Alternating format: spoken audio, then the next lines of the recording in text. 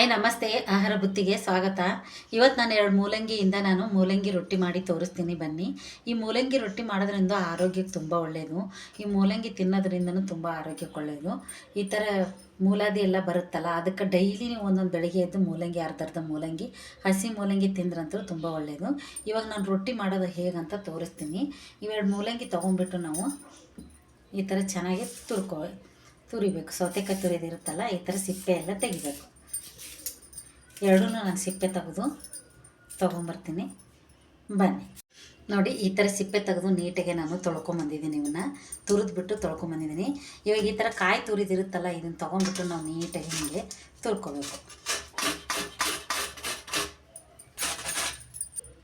ನಾನು 2 ಮೂಲಂಗಿ ಈ ಥರ ನಾನು ತುರ್ಕೊಂಬಂದು ನಿಮಗೆ ತೋರಿಸ್ತೀನಿ ಬನ್ನಿ.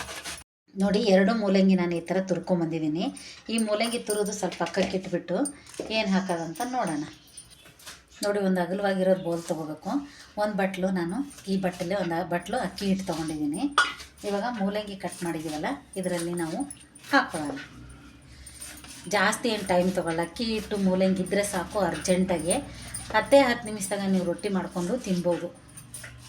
ನೋಡಿ, ಇವಾಗ ಚಿಕ್ಕದಾಗೂ 2 ಹಸಿಮೆಣ್ಸಿಕಾಯಿ ನಾವು ಕಟ್ ಮಾಡ್ಕೊಳ್ಳೋಣ. ನಿಮ್ಗೆ ಹಸಿಮೆಣ್ಸಿಕಾಯಿ ಇಷ್ಟ ಇಲ್ಲಾಂದ್ರೆ ನೀವು ಕೆಂಪು ಮೆಣಸಿಕಾಯಿನೂ ಹಾಕೋಬೋದು, ಇಲ್ಲ ಅಂದರೆ ಚಿಲ್ಲಿ ಪೌಡ್ರ್ ಹಾಕೋಬೋದು. ನೋಡಿ, 1 ಸ್ಪೂನ್ ಆಗೋಷ್ಟು ಜೀರಿಗೆ ಹಾಕ್ಕೊಳ್ಳೋಣ. ಒಂದು ಸ್ವಲ್ಪನೇ ನಾವು ಎಷ್ಟು ಬೇಕು ನೋಡಿಕೊಂಡು ಕೊತ್ತಂಬರಿ ಹಾಕ್ಕೊಳ್ಳೋಣ. ಇವಾಗ ರುಚಿಗೆ ತಕ್ಕಷ್ಟು ಉಪ್ಪು ಹಾಕೋಣ, 1 ಸ್ಪೂನಷ್ಟು ಹಾಕಿಬಿಟ್ಟು ಇದೆಲ್ಲ ಮಿಕ್ಸ್ ಮಾಡಿ ಕಲಿಸ್ಬಿಟ್ಟು ನೀವು ಮೂಲಂಗಿ ರೊಟ್ಟಿ ಮಾಡಿ ನೋಡಿ. ಸೂಪರಾಗಿ ಬರುತ್ತೆ, ತುಂಬ ಚೆನ್ನಾಗಿರುತ್ತೆ, ಟೇಸ್ಟು ಸಖತ್ತಾಗಿ. ಮೂಲಂಗಿ ತಿನ್ನಲಾರ್ದವರು ಈ ಥರ ಮಾಡ್ಕೊಂಡು ತಿನ್ಬೋದು. ನೋಡಿ, ಇವಾಗ ಫಸ್ಟ್ ಮೂಲಂಗಿದು ನೀರು ಬಿಟ್ಟಿರುತ್ತೆ ಎಲ್ಲ ಈ ಥರ ಮಿಕ್ಸ್ ಮಾಡ್ಕೊಂಡ್ಬಿಟ್ಟು ನಾವು ಸ್ವಲ್ಪ ನೀರು ಹಾಕ್ಕೊಂಡ್ಬಿಟ್ಟು ನಾವು ಕಲಿಸ್ಕೋಬೋದು.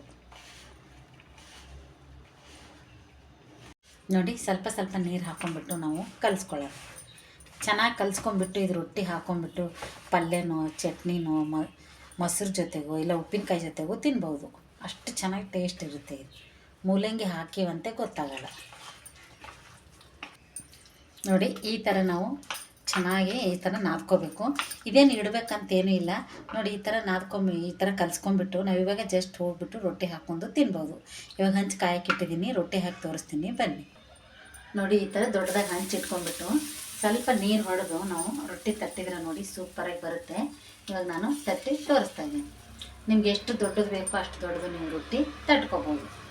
ಮೂಲಂಗಿ ರೊಟ್ಟಿ ಅಂತ ಅನಿಸಲ್ಲ. ಈ ಥರದೊಂದು ಮನೇಲಿ 2 ಮೂಲಂಗಿ ಇದ್ದರೆ ಸಾಕು. ಒಂದು ಬಟ್ಲ ಅಕ್ಕಿ ಹಿಟ್ಟಾಗಲಿ ಇಲ್ಲ ಅಂದರೆ ಜೋಳದ ಹಿಟ್ಟಾಗಲಿ, ಯಾವ ಹಿಟ್ಟಲ್ಲಾದರೂ ನೀವು ಈ ಥರ ಮೂಲಂಗಿ ಹಾಕಿ ತಿನ್ಬೋದು. ಮಕ್ಕಳಿಗೆ ಕೊಟ್ಟರಂತೂ ತುಂಬ ಒಳ್ಳೆಯದು, ಆರೋಗ್ಯಕರವಾಗಿದ್ದು ಮೂಲಂಗಿ. ನೋಡಿ, ಈ ಥರ ಹಾಕಿಬಿಟ್ಟು 1 ಸ್ಪೂನ್ ಎಣ್ಣೆ ಹಾಕಿ ಒಂದೇ 1 ನಿಮಿಷ ಬಿಟ್ಟು ನಾನು ತಿರುವಾಕಿ ತೋರಿಸ್ತೀನಿ. ನೋಡಿ, ಇವಾಗ ಸುತ್ತ 1 ಸ್ಪೂನು ಎಣ್ಣೆ ಹಾಕೊಳ್ಳೋಣ. ಲಾಸ್ಟಿಗೆ ಅದು ಬೆಂದಾದಮೇಲೆ 1 ಸ್ಪೂನ್ ತುಪ್ಪ ಹಾಕ್ಕೊಂಡ್ಬಿಟ್ಟು ನಾನು ಎಷ್ಟೊಂದು ಥರ ಚಟ್ನಿಗಳೆಲ್ಲ ತೋರಿಸಿದ್ದೀನಿ.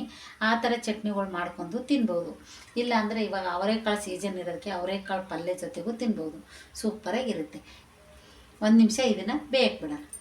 ನೋಡಿ, ಇವಾಗ 1 ನಿಮಿಷ ಆಗಿದೆ. ಎಷ್ಟು ಚೆನ್ನಾಗಿ ಬೆಂದಿದೆ ಅಂತ ನಾನು ನಿಮಗೆ ತೋರಿಸ್ತೀನಿ. ನೋಡಿ, ಹಿಂಗೆ ತಿರುಗಾಕೊಂಡ್ಬಿಟ್ಟು ನೀಟಾಗಿ ಇದನ್ನು ಬೇಯಿಸ್ಕೊಂಡ್ಬಿಟ್ರೆ ಸೂಪರಾಗಿರುತ್ತೆ. ಈ ಥರದೊಂದು ರೊಟ್ಟಿ ನೀವು ಬೇಕಾದ್ರೆ ತೆಳ್ಳಗೂ ಹಾಕೋಬೋದು, ದಪ್ಪ ಹಾಕೋಬೋದು. ನಿಮ್ಗೆ ಯಾವ ಸೈಜಲ್ಲಿ ಬೇಕೋ ಆ ಸೈಜಲ್ಲಿ ನೀವು ಹಾಕೋಬೋದು. ಬೇಕಾದರೆ ನೀವು ಮೊಟ್ಟೆ ತಿನ್ನೋರಿದ್ದರೆ ಇದ್ರ ಮೇಲೆ ಮೊಟ್ಟೆನೂ ಹಾಕ್ಕೊಂಡು ನೀವು ಮೂಲಂಗಿ ರೊಟ್ಟಿನೂ ಮಾಡ್ಕೋಬೋದು. ಇವಾಗ ಇದು ಬೇಯಿದೆ. ನೋಡಿ, ಇವಾಗ ಇನ್ನೊಂದು ಸತಿ ನಾವು ಹೀಗೆ ತಿರುಗಾಕೋಣ. ನೋಡಿ, ಎಷ್ಟು ಚೆನ್ನಾಗಿ ಬೆಂದಿದೆ ಅಂತ. ಈ ಥರ ಬೇಯಿಸ್ಕೊಂಡ್ಬಿಟ್ಟು ನೀವು ರೊಟ್ಟಿ ಮಾಡ್ಕೊಂಡು ತಿನ್ನೋದ್ರಿಂದ ತುಂಬ ಚೆನ್ನಾಗಿರುತ್ತೆ. ಬೆಳಗ್ಗೆ ನಾಷ್ಟಕ್ಕೂ ಮಧ್ಯಾಹ್ನವರೆಗೂ ಸಂಜೆವರೆಗೂ ಹಂಗೆ ಸ್ಮೂತಾಗೇ ಇರುತ್ತೆ ಇದು ಮೂಲಂಗಿ ರೊಟ್ಟಿ. ಅದೇ ಥರ ನೀವು 2 ಮೂಲಂಗಿ ಇದ್ದರೆ ಸಾಕು. ಒಂದು ಅಕ್ಕಿ ಹಿಟ್ಟು 1 ಕಪ್ ಇದ್ದರೆ ಹಾಕಿಬಿಟ್ಟು ಬೇಗ ಮಕ್ಕಳಿಗೆ ಟಿಫಿನ್ ಬಾಕ್ಸ್ಗೆ ನೀವು ಹಾಕಿ ಕೊಡ್ಬೋದು. ಇವಾಗ ಇದು ರೆಡಿಯಾಗಿದೆ. ನಾನು ಇದನ್ನು ತೆಗಿತೀನಿ. ತೆಗೆದುಬಿಟ್ಟು ನಾನು ಅಷ್ಟೂ ಅದೆಷ್ಟು ಕಲಿಸಿದೆ ನಾನು ಅಷ್ಟು ಹಾಕ್ಕೊಂಡ್ಬರ್ತೀನಿ ಬನ್ನಿ. ನೋಡಿ, ರೆಡಿಯಾಗಿದೆ. ನಾನೆಲ್ಲ ಹಿಟ್ಟನ್ನು ಹಾಕಿಲ್ಲ. ಯಾರ್ಯಾರು ಬೇಕೋ ಅವಾಗ ಬಿಸಿ ಬಿಸಿ ಹಾಕ್ಕೊಂಡು ತಿನ್ಬೋದು. ಇದನ್ನು ಅಷ್ಟು ಚೆನ್ನಾಗಿರುತ್ತೆ, ಅಷ್ಟು ಟೇಸ್ಟ್ ಇರುತ್ತೆ.